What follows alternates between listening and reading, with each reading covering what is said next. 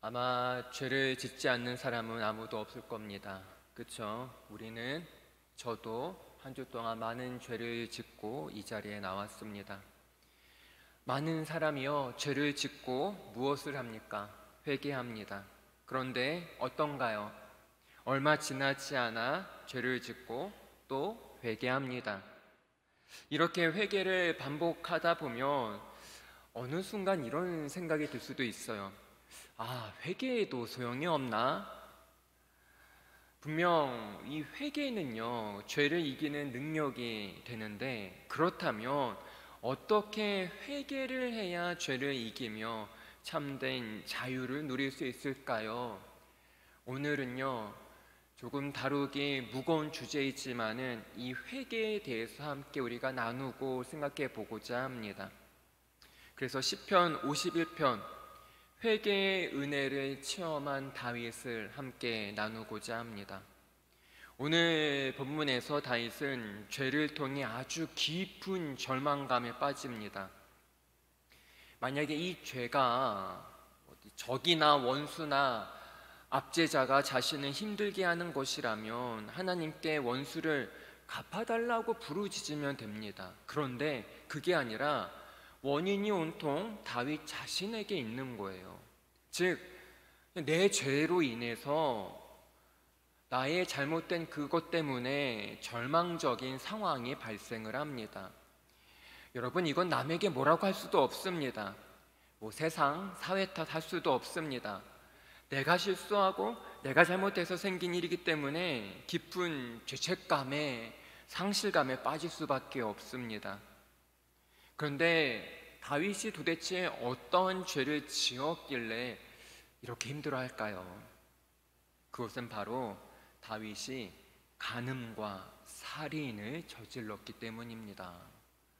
이런 상황, 모든 게 다 자신 때문에 발생한 그 어려움에서 다윗이 어떻게 극복하는지 살펴보겠습니다. 사무엘상 13장에서 다윗은 하나님의 마음에 맞는 사람이라는 칭찬을 받습니다. 그 정도로 하나님의 사랑을 듬뿍 받으며 살았습니다. 하지만 그럼에도 불구하고 다윗은 너무나도 아주 수치스러운 죄를 범하고 맙니다. 영적으로 나약해지고 영적으로 연약해진 그 순간에 밧세바라는 여자와 간음을 저지릅니다. 이 밧세바가 임신하자 다윗은 전쟁터에 나가 있는 이 밧세바의 남편 우리아를 죽여야겠다는 너무나도 사악한 생각을 했고 그 생각을 또 실천에 옮겼습니다. 계획대로 우리아가 전사하자마자 다윗은 더 나아가 밧세바와 결혼하고 맙니다. 물론 이런 행위를 하나님이 기뻐하실 리가 없죠.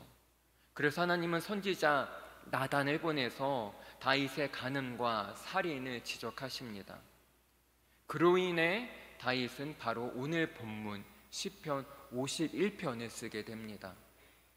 그러한 추악한 죄를 지은 다윗은 자기 죄를 직접 들추어내면서 하나님께 나아갑니다. 2절에 보면 나의 죄악을 맑게 씻으시며 나의 죄를 깨끗이 제하소서라고 부르짖습니다. 이 다윗은 죄에 대한 징벌에서 명쾌해달라고 구한 것이 아니라 죄 그 자체를 제거해 주실 것을 구합니다. 다윗은 자신이 한 일에 대해 아주 큰 정말 수치심, 혐오감을 느끼고 있습니다. 2절 말씀 보면요, 씻으시며와 제하소서라는 두 동사를 같은 의미로 이해할 수 있습니다. 그런데 이것은 또한 다윗의 필사적인 몸부림을 나타내고 있습니다. 이런 겁니다. 만일 내 죄를 물로 씻지 못한다면 불로써 나를 깨끗하게 하여 주소서라는 의미입니다. 계속해서 다윗은 4절에서 이렇게 말합니다. 내가 주께만 범죄하여 주의 목전에 악을 행하였사오니 주께서 말씀하실 때에 의로우시다 하고 주께서 심판하실 때에 순전하시다 하리이다. 다윗은 자신이 지은 죄에 대한 징벌을 받아야 할 것을 고백합니다. 혹여나 하나님이 다윗을 지옥에 보내신다고 해도 그는 옳습니다, 주님 이라고 대답할 겁니다.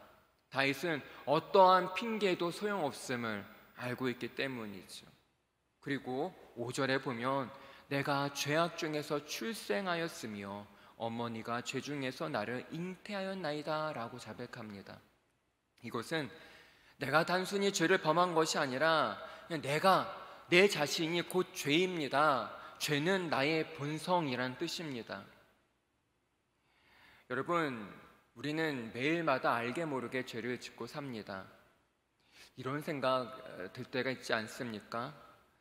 내가 왜 이런 죄를 짓는지 이해 안 될 때가 있지 않나요? 똑같은 죄를 반복해서 지을 때도 있습니다. 이런 말 하면은 누군가에게 상처가 되는데 나도 모르게 그런 말을 내뱉을 때가 있습니다. 화내기 싫은데 그런 상황이 되면은 자신도 모르게 뚜껑이 열립니다. 다시는 그러지 말아야지 하면서 다짐하지만 얼마 지나지 않아 비슷한 상황이 생기면 또 반복을 합니다. 그로 인해 죄 짓기 싫은데 자꾸 죄 짓는 자신이 믿기도 하고 답답할 때가 있습니까? 여러분, 그것은 자신이 누구인지 정확하게 이해하지 못하기 때문입니다. 한 가지 정확한 사실은요, 우리는 태어날 때부터 죄인이라는 겁니다. 이사야 53장 6절에 보면 이런 말씀이 있습니다. 우리는 다 양 같아서 그릇 행하여 각기 제 길로 갔거늘. 본선적으로 그릇 행하는 양으로 우리를 비유합니다. 그렇습니다. 저도 마찬가지고요. 우리는 죄의 습성이 있기 때문에 죄에 대해서는 너무나도 연약합니다. 주님을 사랑하면서도 한편으로는 그 주님을 잊어버리는 경우가 많습니다. 예수님 안에서 새롭게 되었지만 우리 안에 옛본성이 거하고 있습니다. 다윗이 바로 이걸 깨달았습니다. 그래서 6절에 보면 이렇게 고백합니다. 보소서, 주께서는 중심이 진실함을 원하시오니 내게 지혜를 은밀히 가르치시리이다. 다윗은 중심의 진실함을 주께서 원하신다고 합니다. 이 말은 내 마음의 중심이 언제나 주님이 되길 원합니다 라는 뜻이에요. 분명 다윗은 하나님이 원하시는 대로 살지 않았어요. 이 나단 선지자가 폭로하기 전까지 무려 약 9개월 동안 1년 가까이 다윗은 자신의 죄를 숨기고 있었습니다. 하나님이 그토록 바라신 것은 마음 중심의 진실함이에요. 어떠한 죄든 우리는 아무리 작은 죄일지라도 하나님 앞에서는 결코 숨길 수 없습니다. 하나님이 다윗에게 원하시는 것이 무엇일까요? 또한 우리에게 원하시는 게 무엇일까요? 입술로만 하는 회개, 형식적인 뉘우침 그런 거 아닙니다. 바로 우리 자신의 진실함을 원하십니다.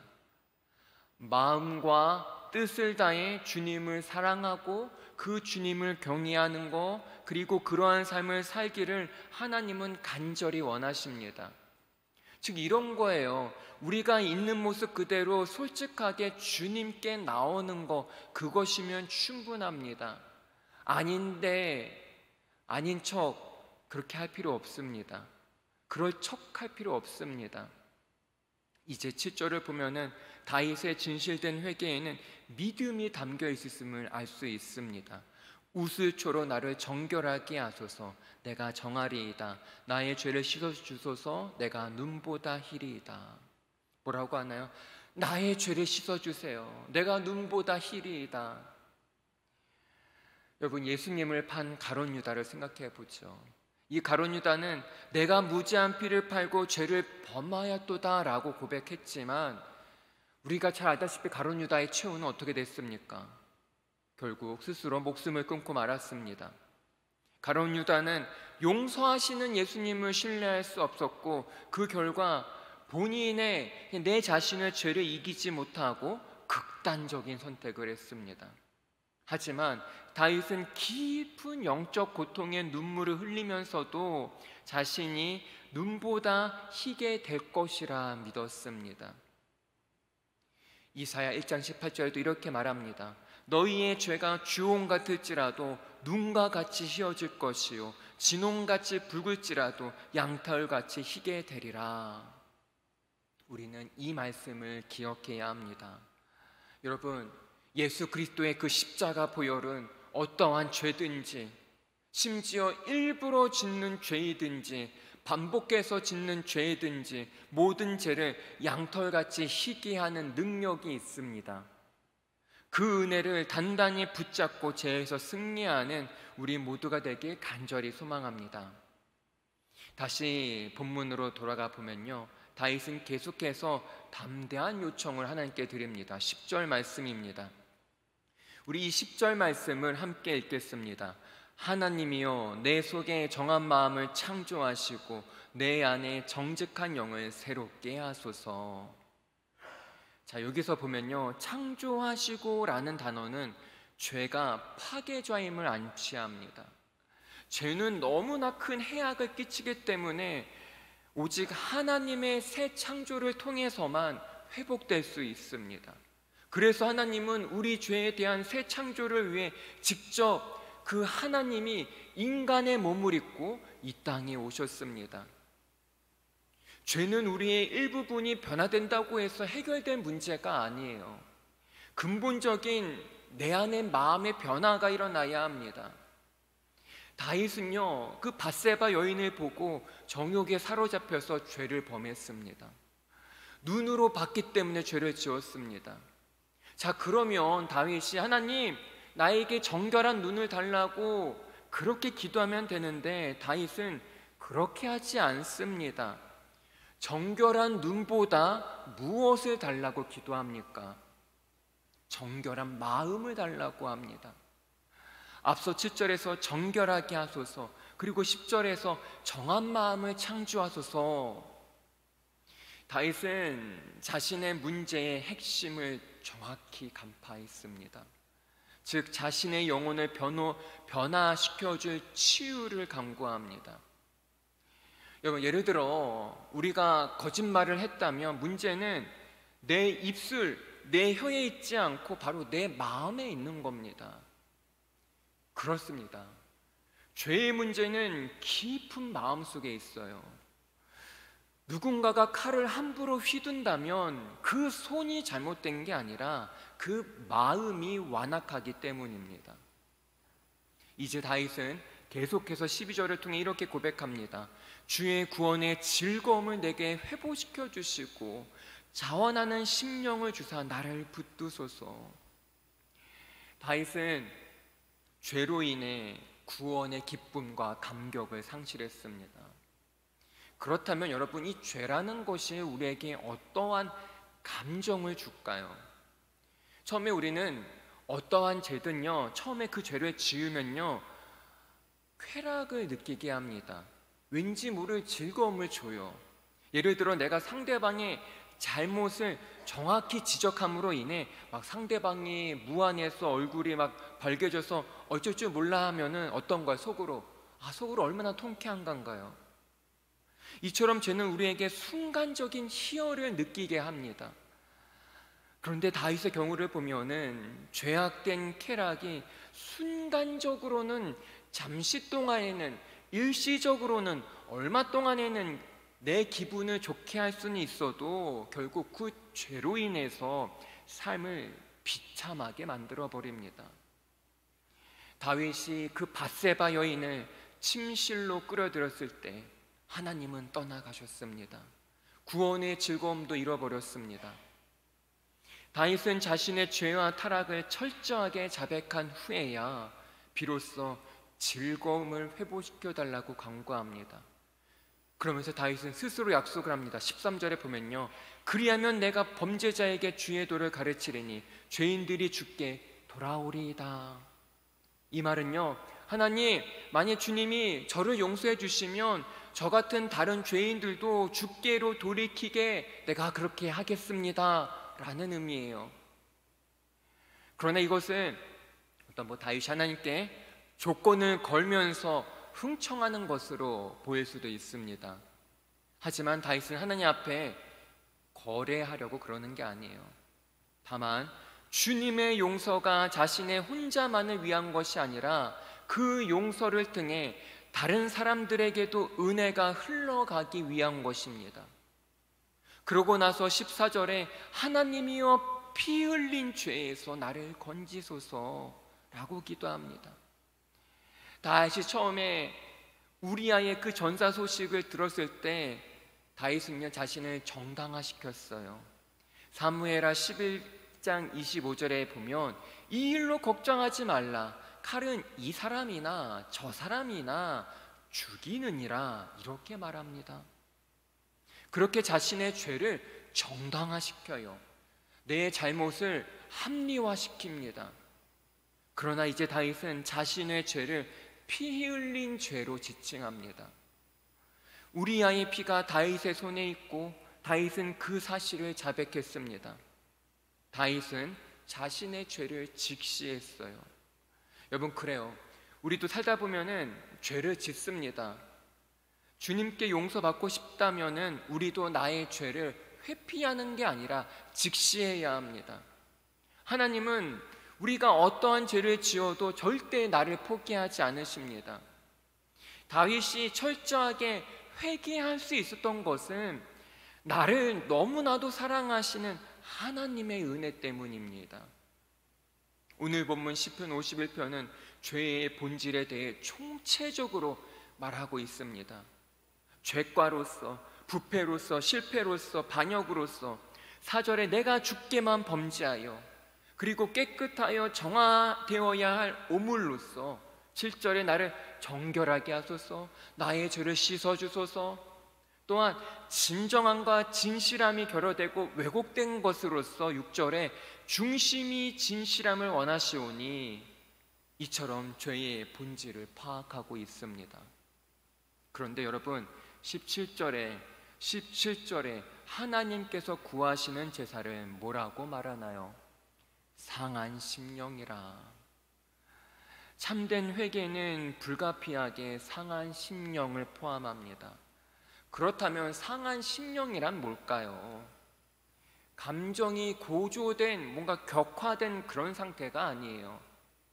이것은 내 자아가 깨어지고 부서진 낮고 낮은 상태, 바로 그것이 상한 심령입니다. 오늘 본문을 보면 참된 회개가 무엇인지 잘 말해주고 있습니다. 회개는 단순히 후회하는 거 아니에요. 아, 내가 그때 그랬어요. 그러면 안 됐는데. 뉘우침도 아니에요. 아, 다시는 안 그러겠습니다. 회개는 뭐 또 반성문 작성하는 거, 그런 거 회개가 아닙니다. 복음서에 보면요, 베드로가 예수님을 3번이나 부인하고 너무나 괴로워합니다. 그리고 가룟 유다 또한 예수님을 팔아 넘겨서 가룟 유다도 너무나 괴로워합니다. 베드로, 가룟 유다 모두 죄로 인해 후회하고 뉘우쳤지만 진정한 회개를 한 사람은 베드로밖에 없어요. 베드로는 예수님의 말씀을 기억하고 있었습니다. 누가복음 22장 32절 말씀입니다. 그러나 내가 너를 위하여 내 믿음이 떨어지지 않기를 기도하였노니 너는 돌이킨 후에 내 형제를 굳게 하라. 이것이 예수님이 베드로에게 하신 말씀이에요. 베드로는 예수님의 말씀을 기억함으로 참된 회개를 할 수 있었고, 가룟 유다는 주의 말씀을 잊어버리고 자신의 죄에, 내 허물에 집착한 나머지 진정한 회개를 할 수 없었습니다. 여러분, 내가 지은 죄에 집착하게 되면 후회, 절망, 낙심, 더 나아가 자기 비하를 하게 됩니다. 그건 회개가 아니에요. 참된 회개란 무엇일까요? 나를 사랑하시는 주님의 말씀을 기억하고 그 말씀의 은혜로 나아갈 때 참된 회개가 가능합니다. 그렇기 때문에 우리가 이 하나님의 말씀을 읽을 때 인터넷 기사 읽듯이 뚝딱 스캔하고 끝내는 것이 아니라 피아노 건반을 꾹꾹 누리듯 말씀 한 절 한 절을 마음속에 꾹꾹 누르면서 그 말씀을 새기면서 묵상해야 합니다. 그럴 때 내가 죄의 골짜기에 넘어져서 허우적거릴 때 나를 사랑하시는 그 주님의 말씀을 기억하며 그 죄의 웅덩이에서 우린 나올 수 있습니다. 그렇다면 하나님이 어떠한 방법으로 우리를 회개하도록 인도하실까요? 그것은 바로 성령의 조명하심입니다. 즉 성령께서 내 죄를 들여다보게 인도하신다라는 겁니다. 그리고 하나님의 말씀에 의해서입니다. 그럴 때 우리가 만나는 것이 예수님의 십자가 은혜입니다. 성령의 인도하심과 하나님의 말씀 없이 십자가를 바라보면요, 아무런 감정도 없습니다. 감흥이 없어요. 왜냐하면 내가 세상의 눈, 인간의 눈으로 바라본 십자가는 미련한 것이기 때문입니다. 그래서 사도 바울도 고린도전서 1장 18절에서 이렇게 말했습니다. 십자가의 도가 멸망하는 자들에게는 미련한 것이요 구원을 받는 우리에게는 하나님의 능력이라. 아멘. 여러분이 십자가를 바라보는데 아무런 감정이 없습니까? 아무런 느낌도 생기지 않습니까? 그건 지금 내가 영안이 열려야 된다라는 신호입니다. 이 문제를 놓고 어떻게 기도해야 될까요? 먼저 성령의 인도하심, 즉 성령의 조명하심을 구하세요. 내가 얼마나 죄에 가득 찬 피조물인지 성령님께 그것을 깨닫게 해달라고 간구하는 겁니다. 그리고 두 번째, 하나님의 말씀으로 돌아가는 겁니다. 말씀 한 글자 한 글자 꾹꾹 눌러가면서 내 마음에 새기는 거예요.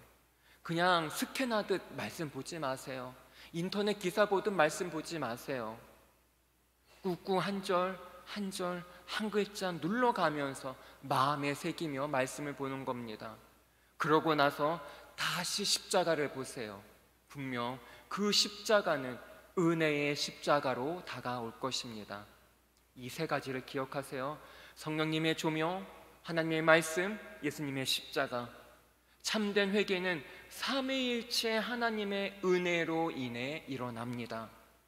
이제 더 이상 감정에 치우친 후에 낙심, 절망하지 마세요.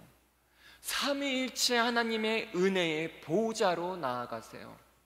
그 안에서 참된 평안과 치유와 위로와 셈을 누리는 우리 모두가 되길 간절히 소망합니다. 기도하겠습니다. 하나님, 우리를 죄에서 세상으로부터 거룩하게 하여 주시옵소서. 또한 온갖 사람들의 소리로부터 나를 자유케 우리를 거룩하게 하여 주시옵소서. 혹시 우리 청년들 마음 가운데 부정적인 마음이 있습니까? 잘못된 마음이 있습니까? 혹여나 내 자신을 비하하는 청년이 있습니까? 우리는 그 누구도 부정적으로 생각할 이유도 없고 내 자신을 비하할 이유도 없습니다. 우리는 모두가 하나님의 귀한 작품입니다. 하나님의 귀한 아들, 딸입니다. 내가 어떠한 사람인지 그 나의 존재의 이유가 오늘 이 시간 깨닫게 해주시옵고, 그래야 우리가 죄에서 살아가는 것이 아니라 은혜 가운데 성령 하나님의 놀라우신 능력 가운데 살아가고 십자가의 보혈로 모든 것을 이겨나가는 우리 모두 되게 하여 주시옵소서. 감사합니다. 예수의 그리스도의 이름으로 기도합나이다. 아멘.